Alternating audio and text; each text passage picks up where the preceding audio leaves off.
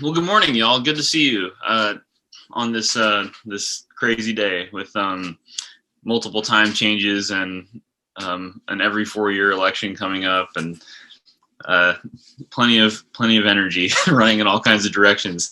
I'm really glad to see y'all here. I just want to note the turnout at this class has just been so good throughout this fall, and I'm so pleased to see that and thankful for all of your presence. I realize that Zoom is, somewhat less enjoyable than the in-person stuff, but I've just been so delighted to see everybody continuing to turn out for these discussions. I've really enjoyed them.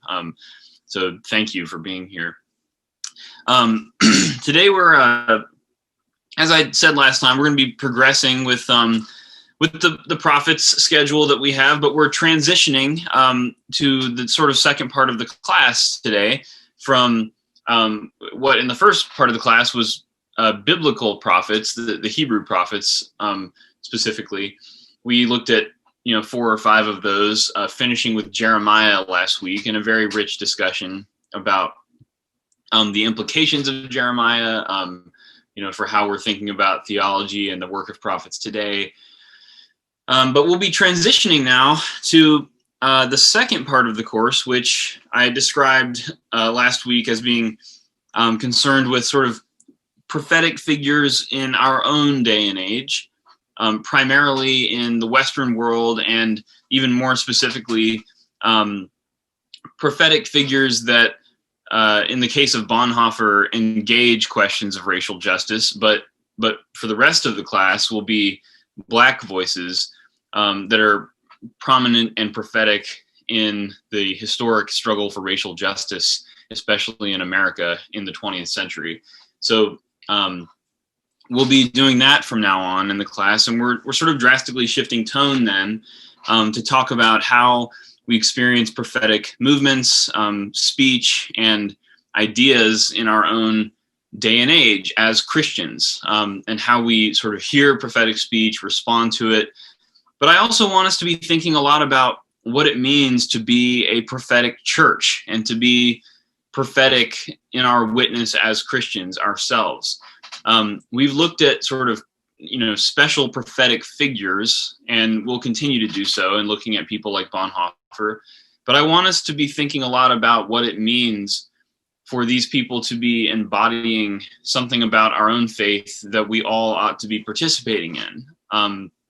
As Christians, not just as hearers of the prophets, but also ourselves and actors of the prophetic ideas that they convey with their own ministries. So it may not be the case that all of us are going to wander naked in the street like Isaiah did, but to a degree, and I want us to explore this the rest of the class, our Christian witness is certainly definitively prophetic at the most basic level. And I want us to be interrogating our own understandings of our Christian discipleship for the rest of the class, about how they do or do not stand up to the call to bear prophetic witness in the world. So this is a part of the class where I want us to shift and become quite sort of self-aware, and to allow ourselves to get vulnerable before these voices we're going to hear from our own culture and our own time, relative to the Hebrew prophets, that is. And the first thing we're going to start with, the first day of this, is going to be dedicated to Dietrich Bonhoeffer, who is the only white person on the list of people we're going to be looking at the rest of the class. But as I explained last week, we're going to be looking at Bonhoeffer through a very specific lens.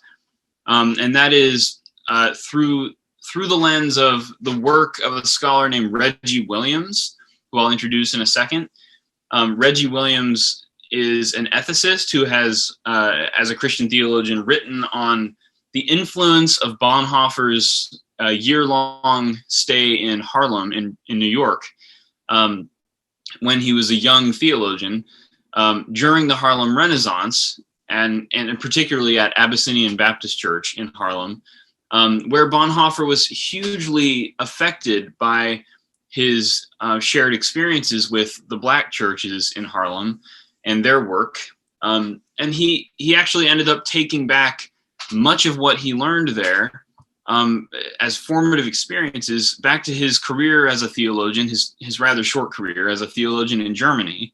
And this is an often sort of ignored part of Bonhoeffer's, the way that his theology developed. And I really want us as Christians, certainly as readers of Bonhoeffer, if we ever are that, but really as Christians, to be aware of this amazing theologian, Dietrich Bonhoeffer, but even more importantly, to be aware of the way that Bonhoeffer's theology of Jesus and of the church was profoundly and irreversibly affected by his time among Black churches in Harlem, because these are not just small influences on Bonhoeffer. I mean, his entire career and theological paradigm shifted entirely because of his time among these churches, and that is often overlooked. Bonhoeffer is sort of held up as having had, some radical theological ideas, but rarely do people point to the fact that he learned much of those core ideas during his time in Harlem from these Black churches that were actively practicing the very things that he took back to Germany and people considered radical. So it's quite a wonderful story and very interesting biography.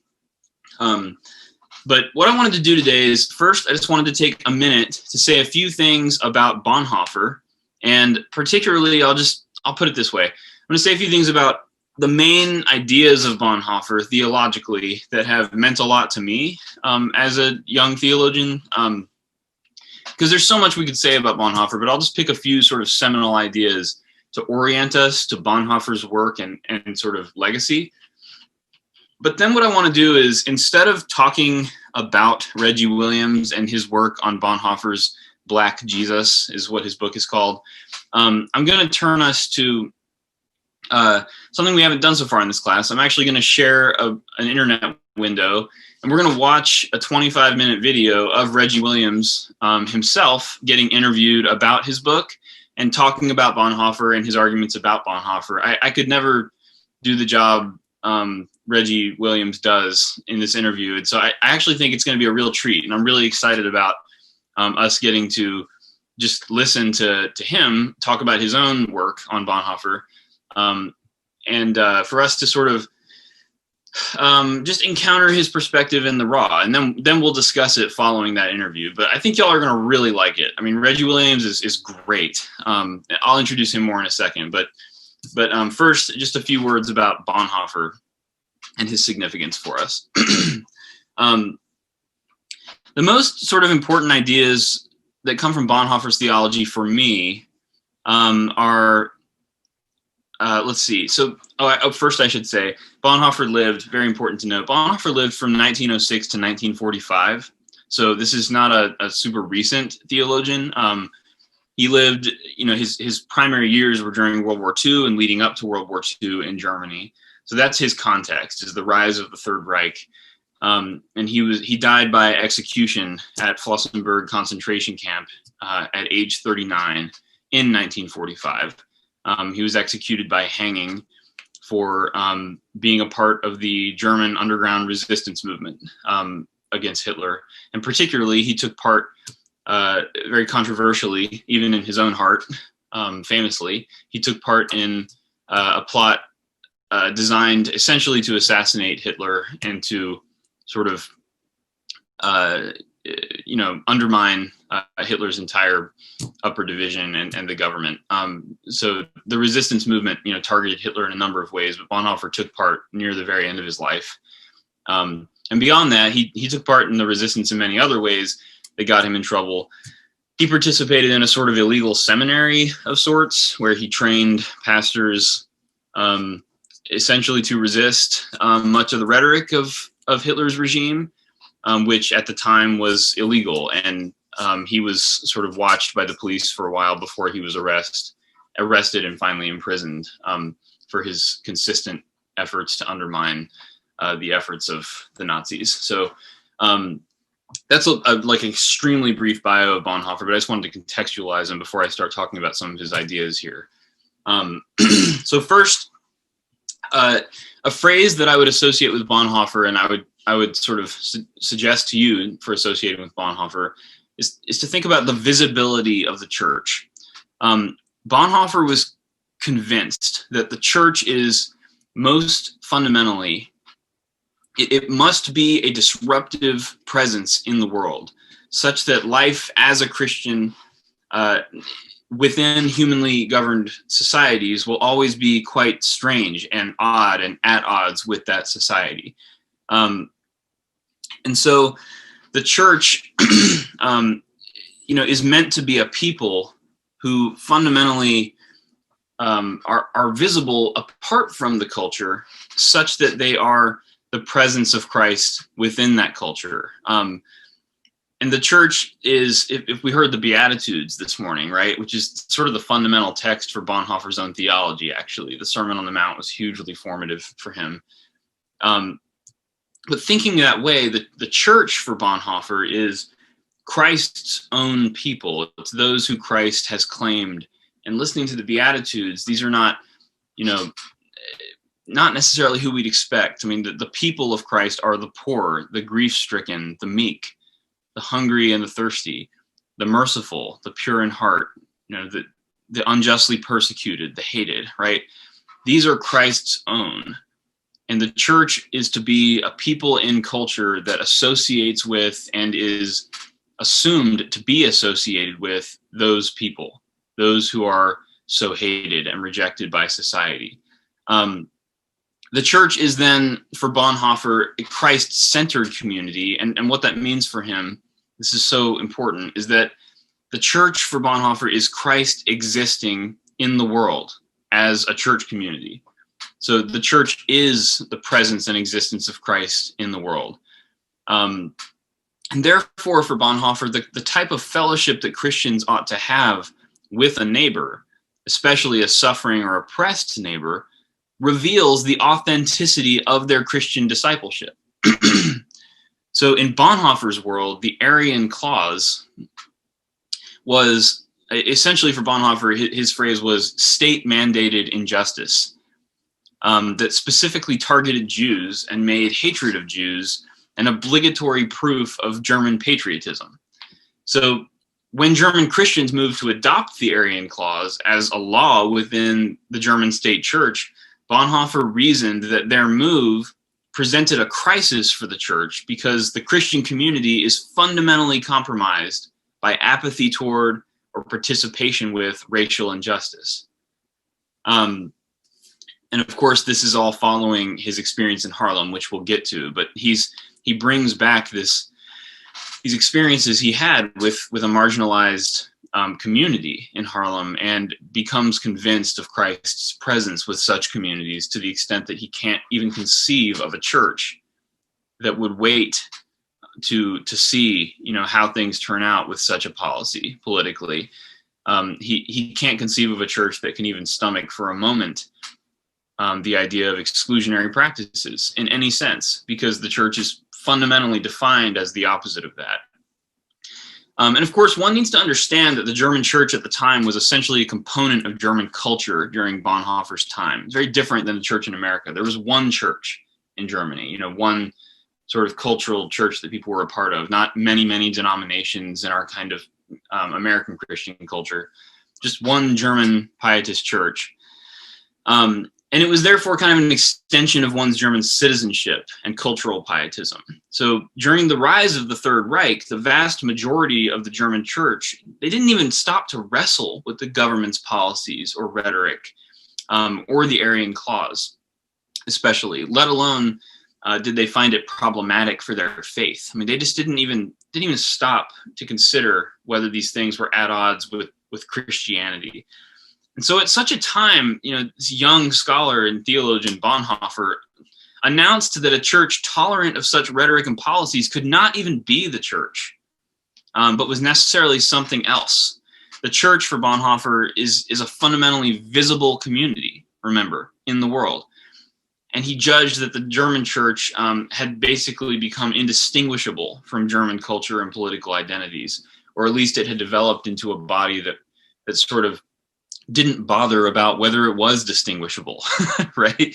Whether it was anything other than just, participating in normal German culture and patriotism. Um, so for Bonhoeffer, the implication is this: a church participating in exclusionary, prejudicial practices loses Christ himself from its midst. It simply ceases to be the church of Christ. Bonhoeffer further puts it this way: with the exclusion of any from the midst of the Christian community, the exclusion of anyone, any true disciple of Jesus will feel themselves entirely excluded and rejected as well. There is no being in the church and asking whether or not we should or should not exclude or include those people over there. That position where you're considering whether our exclusionary practices are just or not is already fundamentally outside of Christ's presence in the world. You're something other than the church.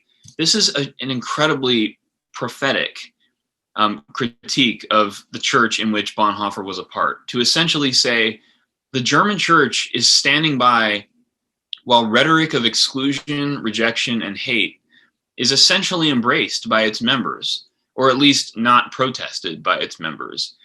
And therefore, says Bonhoeffer, the German church is not the church. Whatever it is, it's something else. And the church is wherever those people are who identify with and are with Christ, namely those who are rejected and oppressed, those who are on the outside. That's where Jesus is. And if the church finds itself on the side of culture and society that is able to even look across at those who are marginalized, for Bonhoeffer, it is no longer the church. It's not the church in crisis. It's not the church wrestling with who it is. It's not the church that needs reform. It's simply not the church. It's not where Jesus is. This is an amazingly powerful critique of Bonhoeffer's setting. And I'm sure you're already picking up on just how unbelievably relevant Bonhoeffer's criticisms and theology is for our own situation today. But I'll leave that for in a little bit.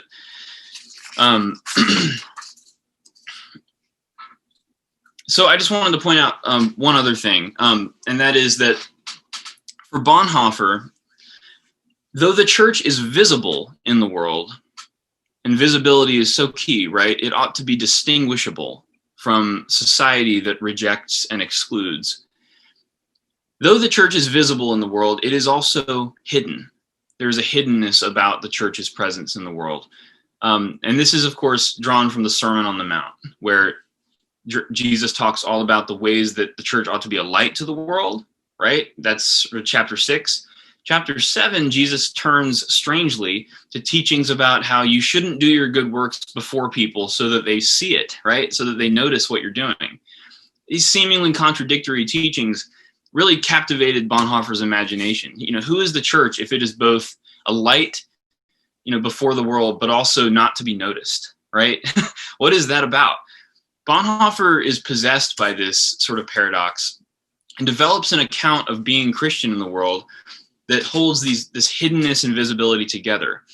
And the central image for this, for Bonhoeffer, is Christ on the cross. Bonhoeffer discovers that the glory of God itself is, while magnificent on the one hand, also a strangely hidden glory. Looking to Christ on the cross, Bonhoeffer sees that God's glory is made known in the bloody and suffering death on the cross. That is the picture of rejection and forgottenness and abandonment. This is where God's glory is most made known for Christians. And so Bonhoeffer discovers here that whatever kind of visibility the glory of God has, the presence of Christ in the world, it also is a kind of a glory that is visible in its suffering, in its presence as rejected and abandoned, in its humbleness, essentially. Its presence in the world is so visible, but only because it is so rejected and so lowly in the world. So it's not a glory that holds itself up. Christ's identification with the suffering, the abandoned, then becomes the hiddenness of God's glory. And we experience then the glory of God among the marginalized of human society for Bonhoeffer. The church then that excludes or ignores the marginalized and excluded is a church that has no part with Jesus. It's a church that betrays and crucifies Jesus again and again, and those he loves along with him. So the church for Bonhoeffer needs to be the community that is crucified with Jesus, alongside those who Jesus loves, in the place of suffering and rejection. The glory of God in the church is a hidden glory, but the church is magnificently visible in this prophetic witness. So with that introduction, I want to turn us now to this interview with Dr. Reggie Williams, and I'm going to share it over our Zoom meeting. And this introduction, I hope, has brought us into touch with some of Bonhoeffer's main ideas, such that when Dr. Williams starts talking, we'll sort of hear, we'll be ready to hear some of his own specific insights about Bonhoeffer. 1 second. So this is going to be a YouTube video, and I'm fairly certain this will work. I've done it with my other class. That is my class at Candler. So we will just see how it goes.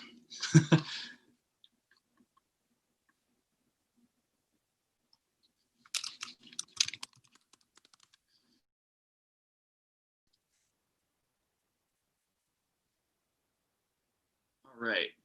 Do y'all see the screen so far, at least? Okay, I'm gonna press go, and we're gonna see how it goes for a moment, and then I'll just check in before we actually start watching the whole thing.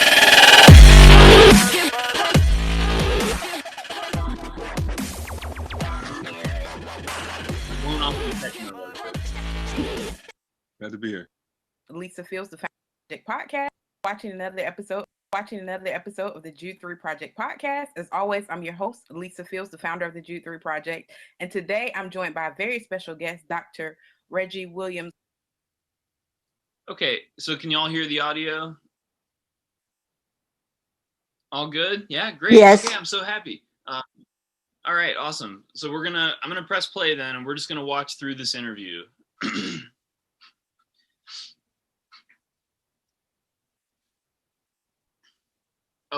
A brief introduction. Dr. Reggie Williams is a professor of Christian ethics at McCormick Seminary in Chicago. I have a bit of a sort of a relation to Reggie Williams because he went to Fuller Seminary for his doctorate, which is where I went for my master's. He studied under Glenn Stassen there, who has passed away a few years ago, but a great Christian ethicist. And he wrote his thesis at Fuller on Bonhoeffer's Black Jesus, is what it's called. I can't believe I forgot to do this, but this book, which I will pitch to you at the end of our session.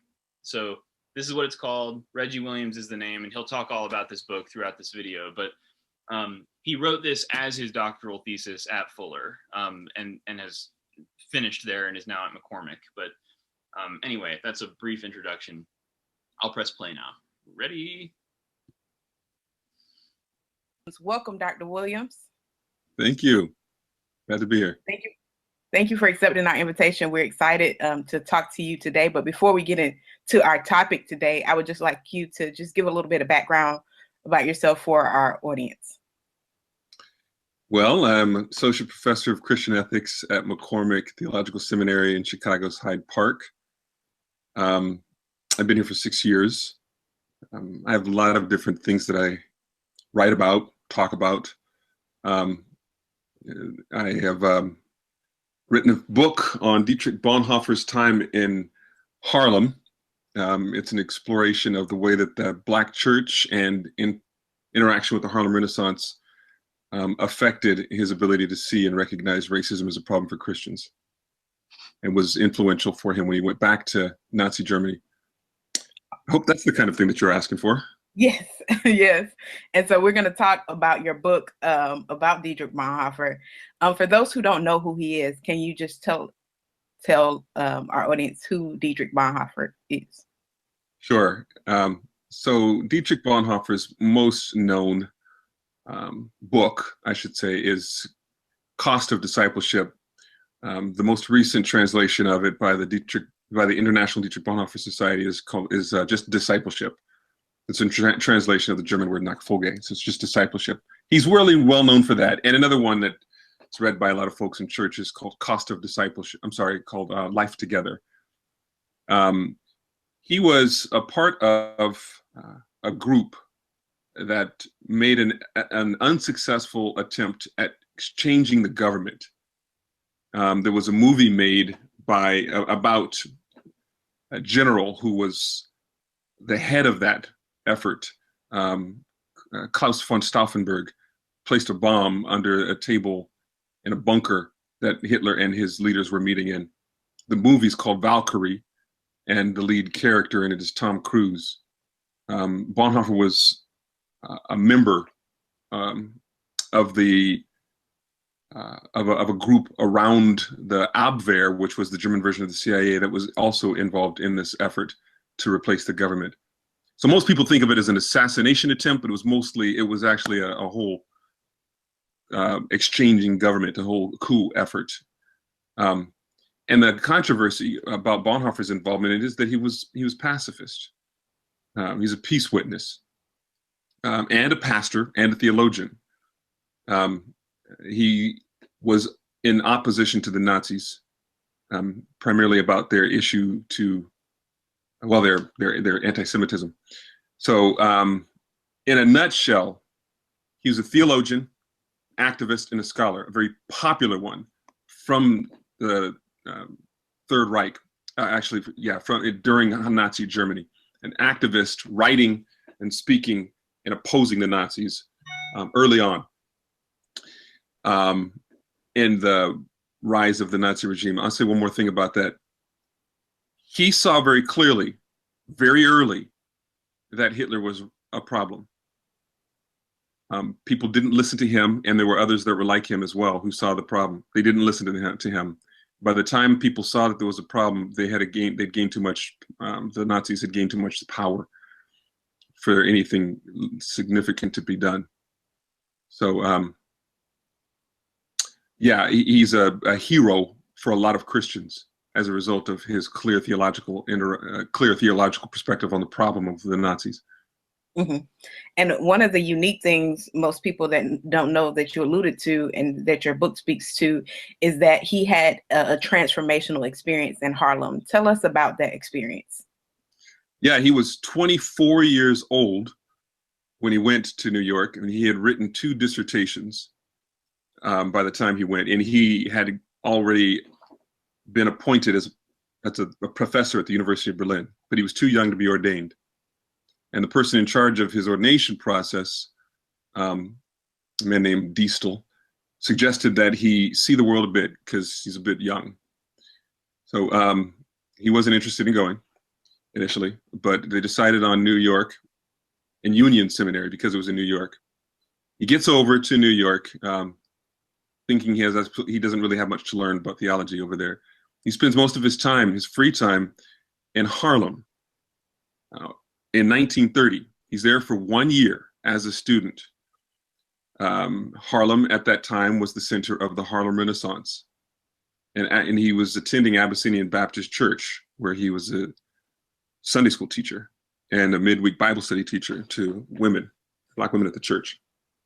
This time featured prominently in an awakening that happened for him. He describes in when he returns, he describes in a letter that he hadn't yet become a Christian when he was writing his dissertations. He says later in 1944 in a letter to his best friend that he didn't change much with the exception of 2 things, 2 times in his life. One was first exposure to his father's personality. His father was an authoritarian figure.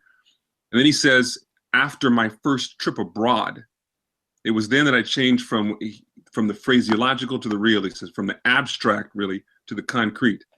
First trip abroad. This was transformative for him. That in scholars debate as to what he was talking about with that first trip. I'm clear that my argument is that first trip abroad was first trip across the Atlantic to the United States. He saw racism from the perspective of people subject to it. That's one. Secondly, he had an encounter with some Christians who told him to send back to Germany.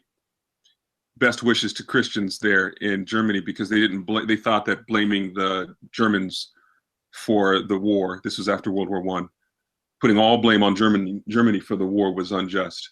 That was huge for him, because as a German after World War I, the Germans felt like that was an unfair thing that the Allies did at the Versailles Peace Conference in 1919. They blamed Germany alone for that war. Well, that was huge for him. He gets back to Germany. A lot of Christians they're closed in on each other in thinking only of themselves, and the rest of the world is against them because this soul guilt theory. But Christians internationally, Christians in the United States said, we don't see that, we don't see that way, see you that way. You're our family. That's one. And that opened him up. But in addition to that, the language of racism as a Christian, as an issue for Christians, was also significant for him. So that caused some transformation in his understanding of himself as a Christian. And the last thing I'd say about that is that Bonhoeffer wasn't really going to church, although he was a pastor for a time before he went to New York. He was an assistant pastor at a church for expatriate Germans in Barcelona, Spain. Comes back and he writes his second dissertation from Spain back to Germany. He wasn't really going to church very much. That part, all his dissertations were about the church and the place of the church for Christians. He goes over to New York and he's regularly attending Abyssinian Baptist Church, and it grabs him. It grabs him in a way that makes it come alive to him. So his faith is important to him.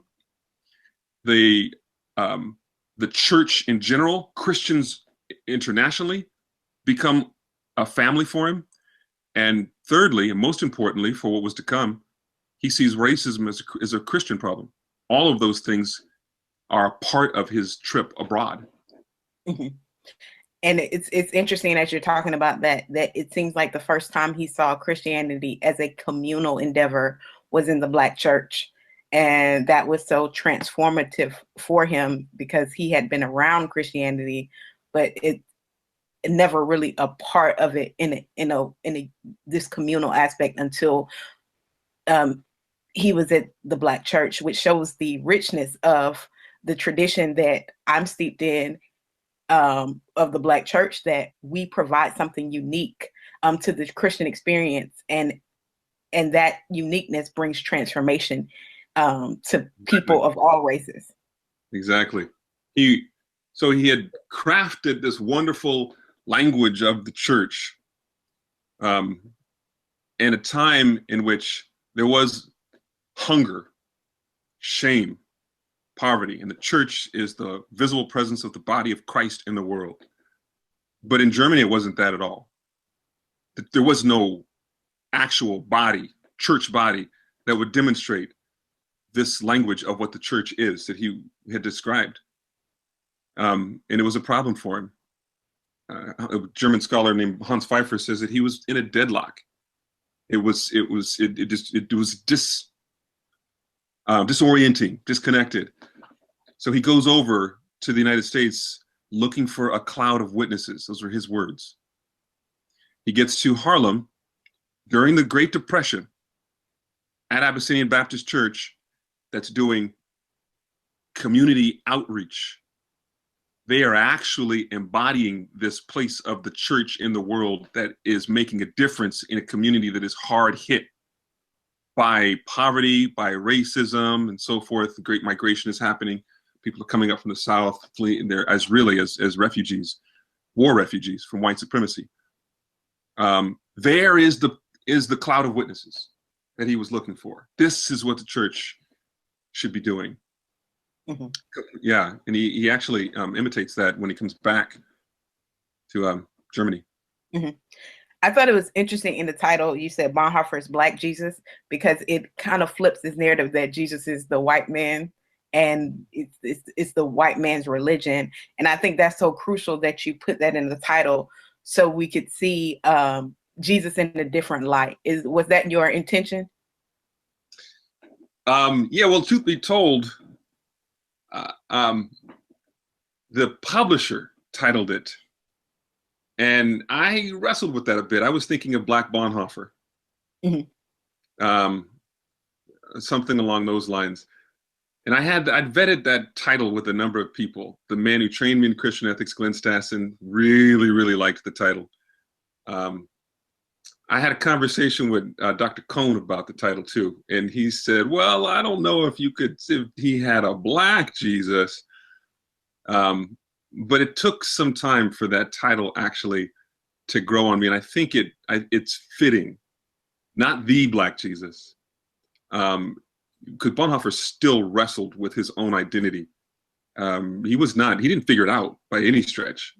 If he were my friend, I'd be constantly confronting him on the place of white supremacy in his worldview. He wrestled with that until he died. But he did die as an outcast in a society that was being constructed for his own well-being. It was Christ with those whose backs are pressed to the margins by an oppressive political regime that inspired him. So yeah, I would say that his Jesus was black, or at least he was flirting in the direction of a black Jesus. But that's the intent of the title. He was inspired by Black Jesus, haunted by Black Jesus. Better put. I think that's helpful. What do you think this speaks to us today, as we're in a situation where we're just trying to figure out what's going on with our current administration? How do you think this book? I think it speaks directly to our times today. What would you say to that? Immediately, two things come to mind. One, that we have a lot of Christians whose Christianity isn't bothered by the rhetoric coming out of Washington, by the movement to take the country back again. Their Christianity goes right along with that. In fact, they find that to be an expression of their faith. They find with this administration lots of things that resonate with their Christianity. That's not unfamiliar to Bonhoeffer. That wasn't unfamiliar to Bonhoeffer. That wasn't unfamiliar to him in that context. What he found in Harlem amongst Christians who were harmed by that kind of rhetoric was a Christianity that's not based on right belief, but on love your neighbor. One's ability to have actual contact with your neighbor, to see your neighbor's concrete needs, not an abstract doctrine. That is that's what he found in New York. And that's important for us today. But another thing I would say is that book is really as much about the Black church as it is about Bonhoeffer. So taking a cue from Adam Clayton Powell Sr. and that Black church, Powell preached a sermon that was reprinted while Bonhoeffer was there, called, it was on saving faith. And in the sermon, he said the best language, the best reference to saving faith that I've read in the Bible comes from Mary, the mother of Jesus, in Cana, when the wine ran out. Whatever he says to you, do it. A faith of deeds, a faith that pays attention to us having something that we're supposed to do. That's different than a Christianity based on right belief. It's a Christianity of doctrine that's got us in this problem. That is a colonial Christianity that doesn't pay attention to social interaction, and as a result can be blended with cruelty and overlook stuff that's important. The other one I would say about that church is it really corresponds with the first one, is its emphasis on what's happening in society. They moved to Harlem in 1923 because of the Great Migration and paying attention to what was happening with the needs of people. So, and it's a prophetic church. The prophetic is a horizontal gaze, not just a vertical gaze. That's one thing that resonated with Bonhoeffer, because the horizontal perspective for Christ alone doesn't allow us to be free for our neighbors. And when Bonhoeffer was there in Harlem, Powell preached a sermon. This is not just printed. He preached a sermon called "The Hungry God." Two sermons. One called the Naked God. One called "The Hungry God," from Matthew 25, based on Matthew 25. And the origin of these sermons is interesting. Powell was driving along in Harlem in a new car that the church had purchased for him. It's a really nice car. Abyssinia is a wealthy congregation, just like it is today. And he's looking at people who are devastated by the Great Depression. And in frustration, he says, "God, why don't you do something?" He says that he was sleeping a couple of days later, wakes up in the night after hearing in a dream, "Powell, why don't you do something?" And he felt like God was telling him, "You have to do something." So he preached this sermon series, "The Naked God and the Hungry God." The hungry God sounds a lot like something Bonhoeffer would have been familiar with. He says we clothe God, or we feed God when we feed our hungry neighbor. If the Bible doesn't say this, it's not saying anything at all. That you have contact with God when you have contact with human life. That's the focus of Christianity. Contact with human life. That's the location of your moral reasoning in the real world, in social interaction. Otherwise, Christianity based on belief and principles only, you're righteous before you have any contact with people. Mm-hmm. The very location where you're supposed to be faithful to God is in human contact. That's coming out of Abyssinian. That's the message of Abyssinian. It resonated with Bonhoeffer, which became his cloud of witnesses. And today, what if people recognized that actual human life is the location of our Christian faithfulness? In the United States, we'd have to recognize Black and brown people and Black and brown people as human. That's going to be a controversy. That's going to be an undoing of the way anthropology is set up by white supremacy. But without that, we are constantly, or white folks, I should say, in this administration, this time period is constantly re-crucifying, re-persecuting Christ in their daily interaction or apathy towards Black and brown people. I think that's so helpful because many are frustrated with the rhetoric coming out of Washington, and it's frustrating also to see Christians jumping on that bandwagon without challenging what's being said, because they have certain principles that they want to hold strong to without looking at the oppression of other people in this country. And so there's this kind of idleness of America, and not understanding that Christ didn't die for America, only he died for the world. And so I think that is so important that we remember the words that you spoke, and also the words in your book, to help us navigate this space that's so crucial. What other things would you like to highlight from your book that we haven't already addressed?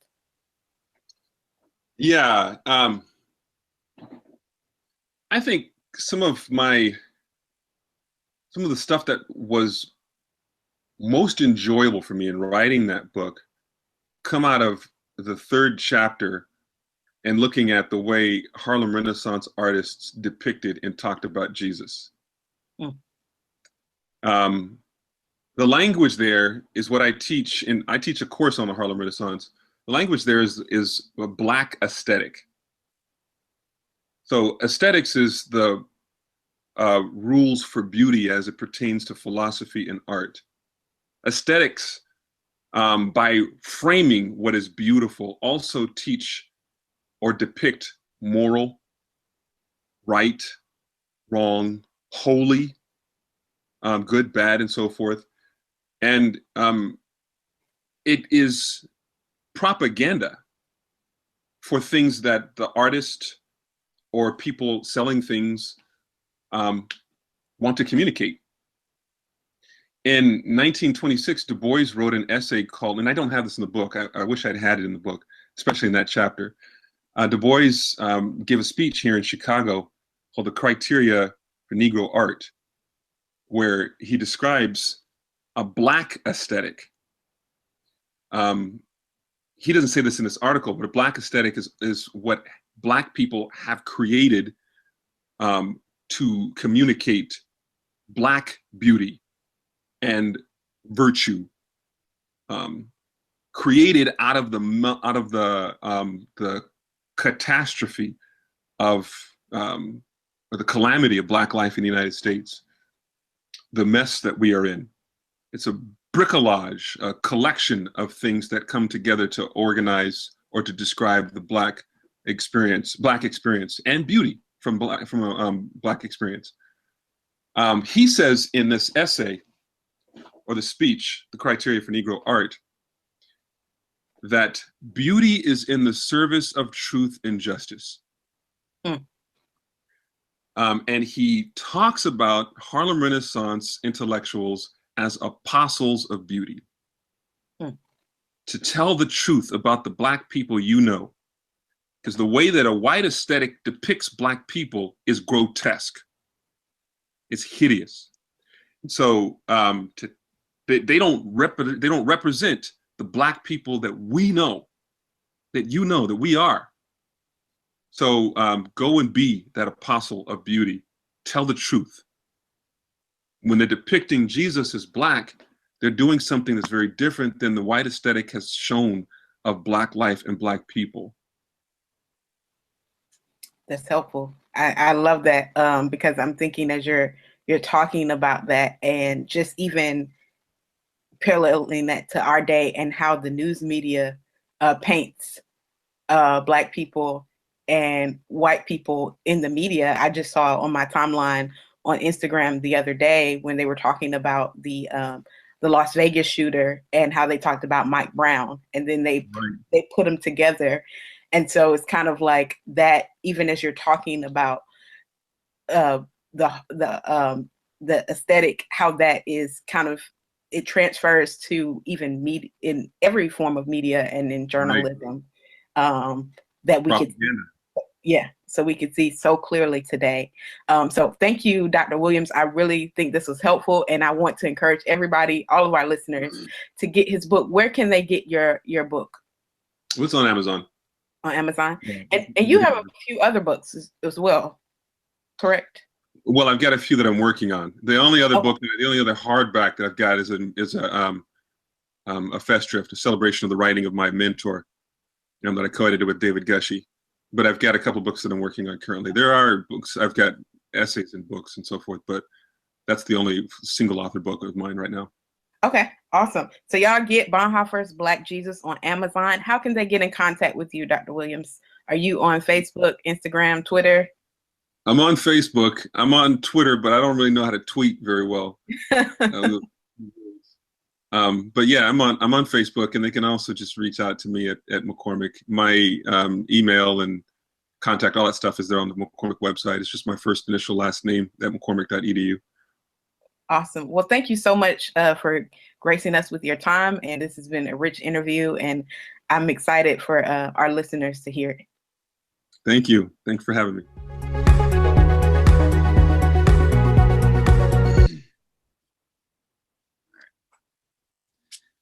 Whew. So good, right? He's so good, man. So Reggie Williams is gonna be, already is, but let me tell you, he's gonna be a big deal. He's gonna be one of the theologians that takes us into the middle of this century. And so write that name down and just, Google it once every 2 or 3 years to see if he's got any books out, because they're gonna be good. So this is the book, just to be clear, Bonhoeffer's Black Jesus. Looks like this, Baylor Press. It's this thin, see?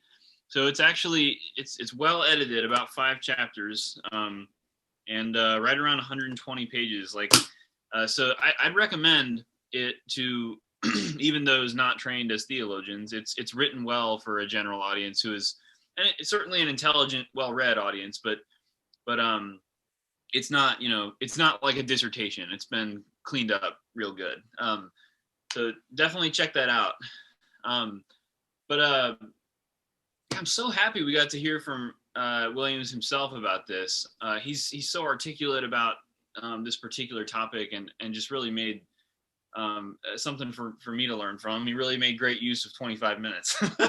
But anyway, I just wanted to, after plugging his book and making sure you know about it, I wanted to just open it up at this point and ask what you heard, what you liked, what challenged you, how it makes you curious. Let's just chat about what we just heard. Love to hear y'all's thoughts.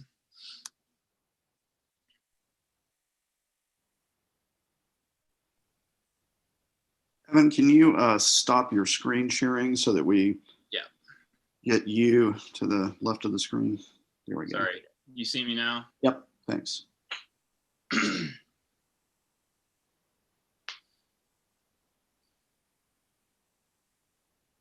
Well, it's so profound that, it's hard to know where to start.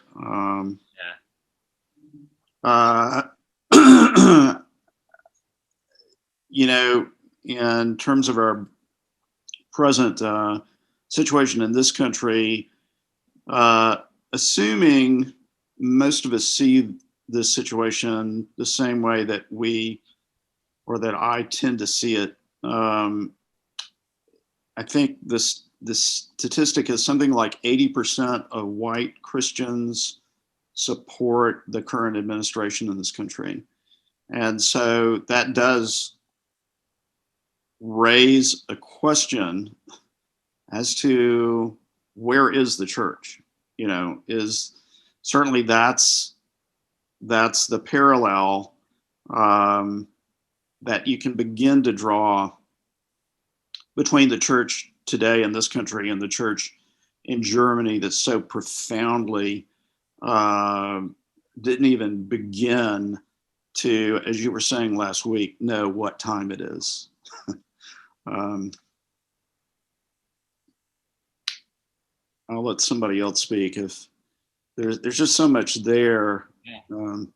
I was struck by the story about Adam Clayton Powell driving his car and saying, God, and waking up a couple days later and it's coming back. What are you doing, Adam Clayton Powell?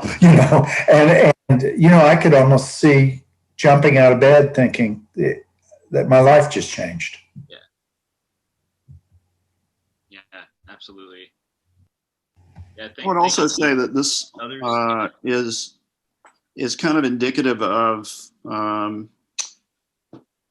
two very different types of Christianity that seem to get practice. One that is an internal, individual sort of relationship with God, and the transaction is between you and God and not you and your community or your neighbor.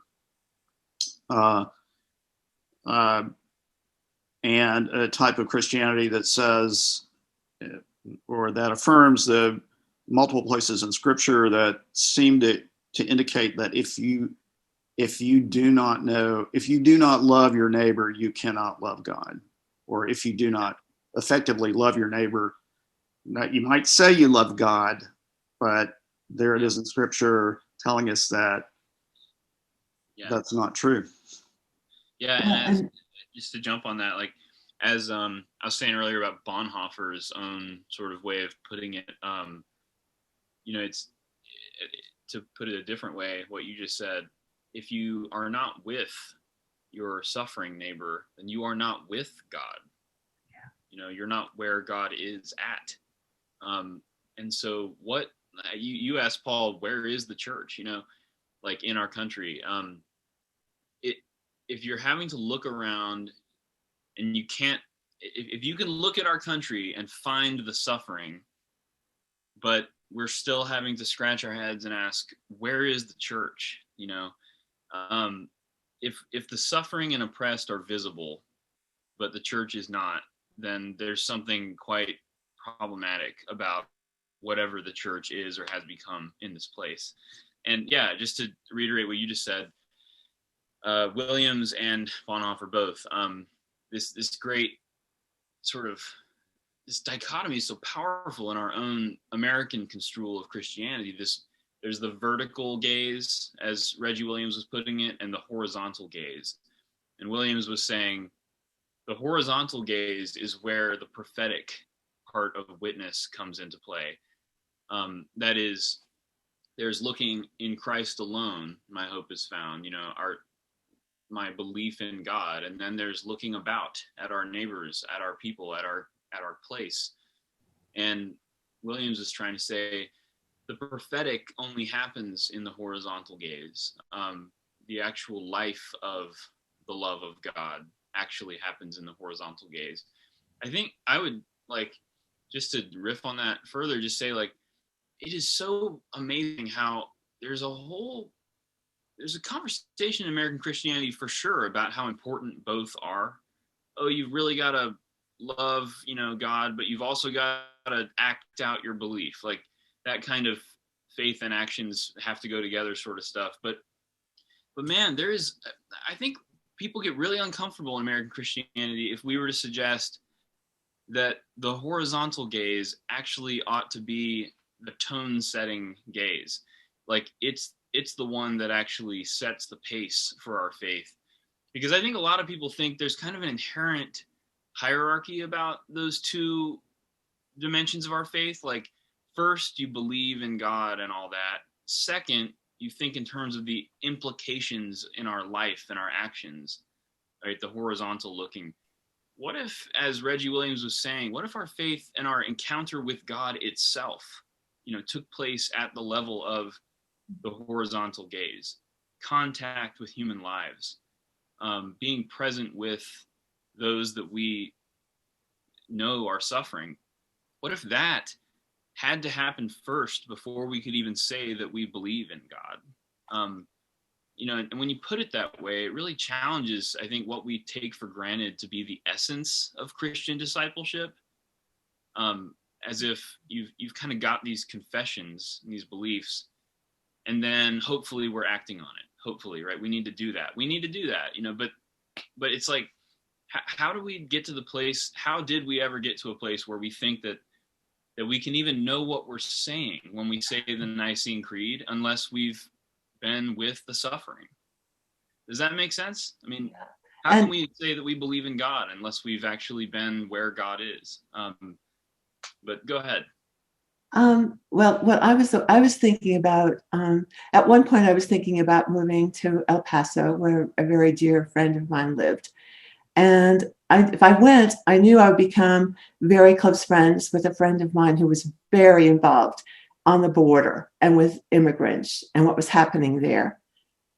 And I couldn't do it because I wasn't willing to have my heart broken every day. And so I think one thing that keeps us from the horizontal path, and perhaps a way where we need to be Christians to each other, is that fear of our own vulnerability, of being overwhelmed by the suffering. Right. Yeah. So it's Absolutely. Yeah, it's such a rich way of putting it, that your heart would be broken. I mean, this is what I find so compelling about Bonhoeffer's own witness, and many people find compelling about Bonhoeffer, is that Reggie Williams put it well at one point. He just said that the reason Bonhoeffer brought back a sort of Black Jesus in his faith was because he, in a society with such a clear agenda that would so clearly benefit him, his family, his beloved, right? In that context, he deliberately decided to act in ways and be in ways, like physically, literally, he moved into the slums of Berlin in his 30s to live among those hit hardest by the poverty in Berlin. He believed in that Christians should literally and physically do everything they can to live against those currents that are pushing them into the place of favor in society, because that's a current leading away from where God is.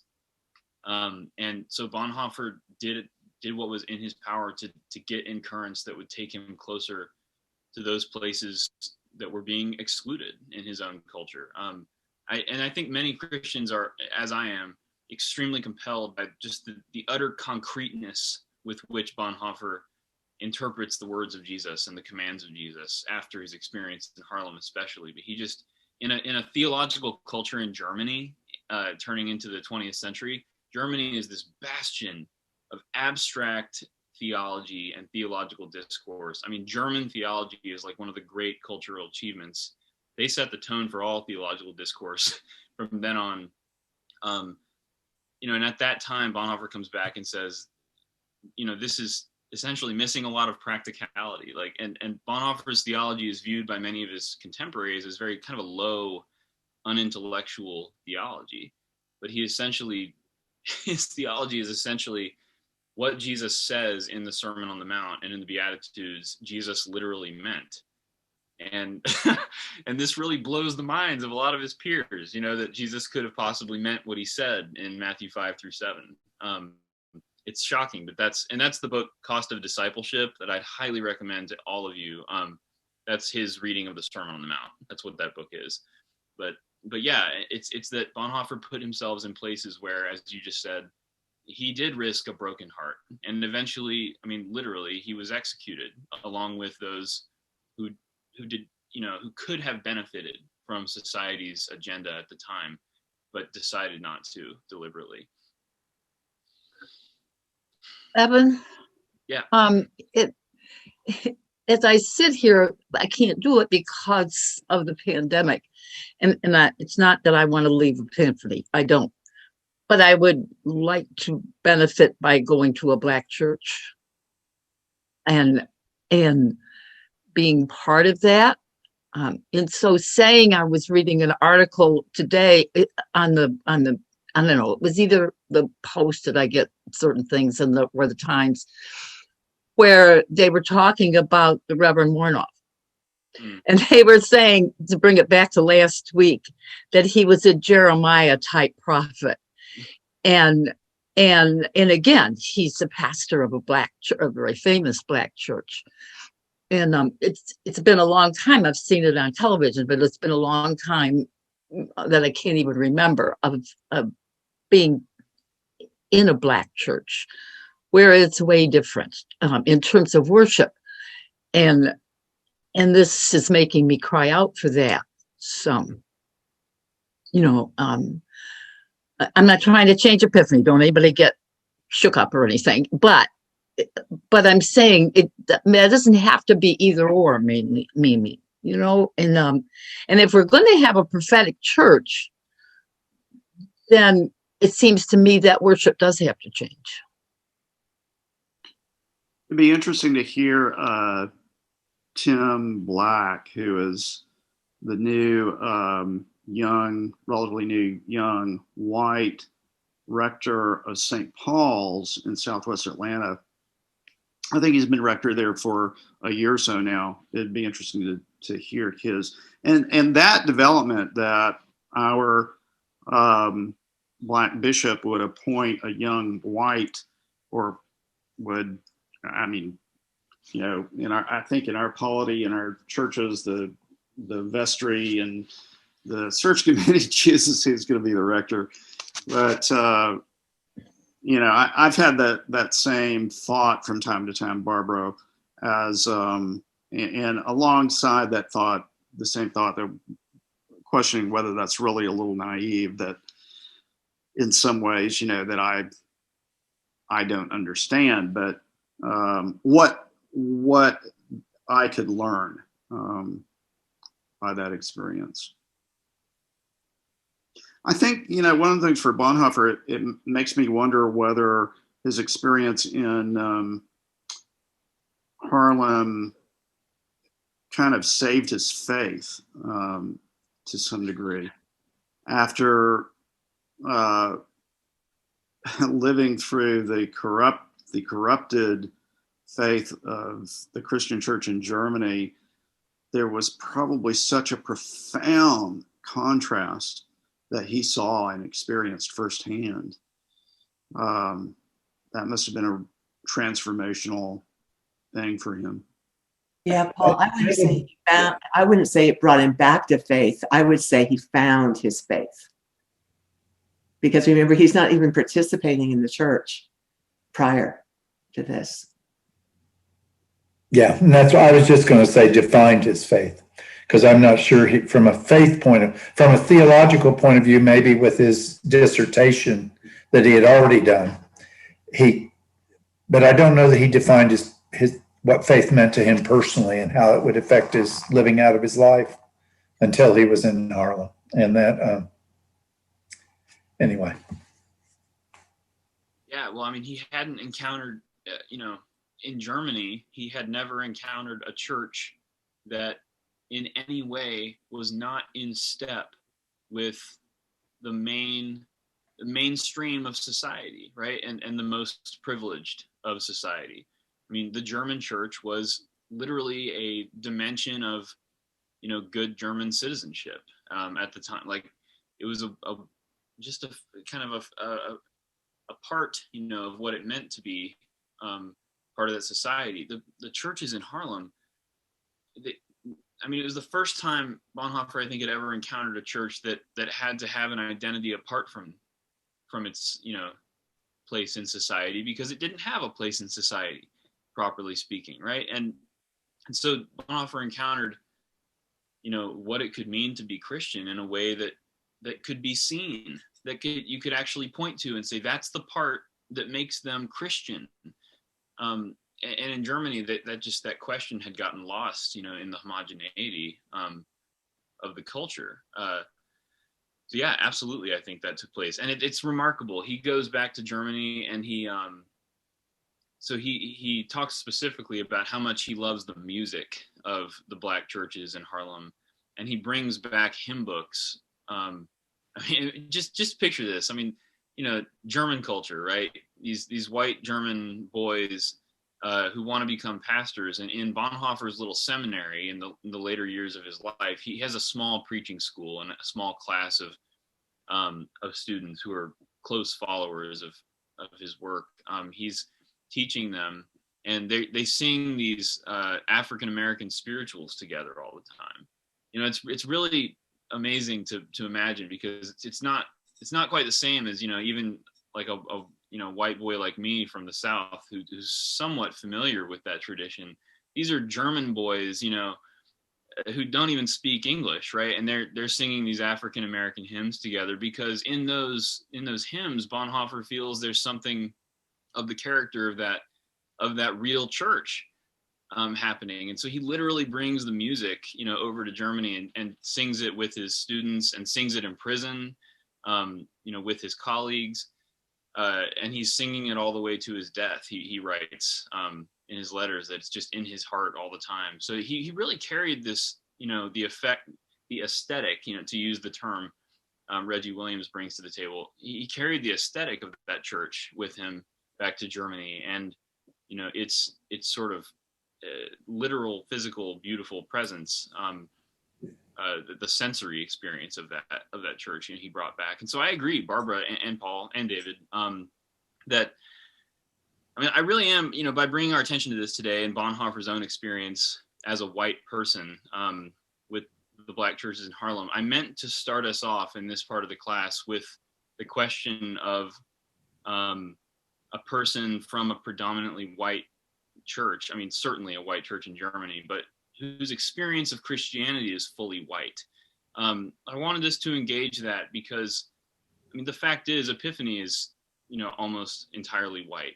And our experience of theology in the Anglican tradition is profoundly white. The Church of England and our roots you just don't get much whiter than the tradition of Anglican Christianity. And it's important, I think, for us to see in Bonhoeffer a model of what it might mean to allow ourselves to be transformed, by our neighbors, and to begin listening to those voices. And I'm encouraged when I see Bonhoeffer in the 30s and the early 40s, coming from a culture that I would say is even, Bonhoeffer's got even more to overcome perhaps than I do, in terms of his sort of cultural situatedness.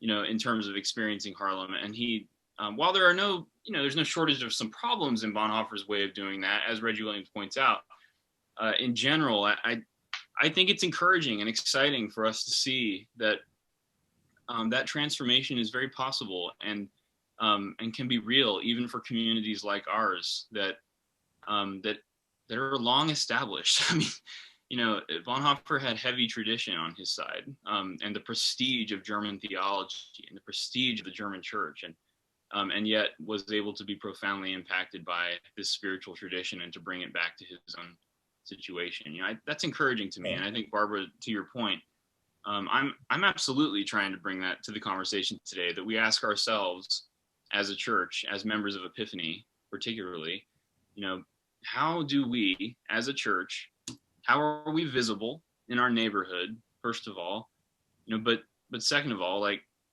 how are we invisible? God forbid. How is our church, too much in a rut of looking so much like those aesthetics and those societal narratives that favor us and that favor white people? And how does our church, perhaps not meaning to, but how does our church participate in narratives that benefit us and that work for our benefit and not to the benefit of those who are left out of our society? What can we do practically, like Barbara was asking, literally to change that in our own local churches, not just in the church abroad, but in our neighborhood? How can we push against that? I think those are fantastic questions to take away from today, and I'm really happy they're on the table. Evan, thank you for sharing Reggie Williams with us. That was powerful. Yes. Yeah, I'm so glad you liked it. Yeah. We'll go ahead and wrap up at this point, but I'll just conclude by saying again, Reggie Williams, he's so great. He's going to keep getting greater, and I really hope people will keep reading his books. Y'all definitely track him. And again, the book is Bonhoeffer's Black Jesus. That's the title, and Reggie L. Williams is his name. And you've got the link to you saw the YouTube video, and that's all recorded here and available. I'll actually just put the link in the chat really quick in case y'all want to watch that again. But I'm so glad y'all enjoyed it, and I thought this was a really fun direction to go, getting to hear an actual other voice, talking about their own work. So glad y'all enjoyed it. Thank you for your participation. Thanks, Evan. And I noticed we had a couple of people come in at 11:15, right after 11:15, probably thinking that today's class was going to start at 11:15. We have a schedule change today for those people, but this will be, the whole presentation will be on our the Epiphany YouTube channel, and you'll also be able to access it through the Facebook page, and I'll do a post about it. Really, really effective session. I think there are ways in which we can't escape the fact that we're white privileged people. But, I think, so that raises the question of what our role in this can be.